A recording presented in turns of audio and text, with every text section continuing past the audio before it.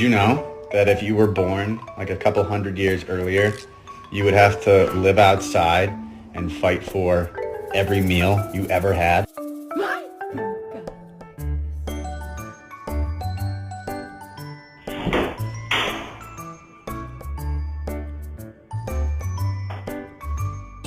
Are you proud of yourself, Cubby?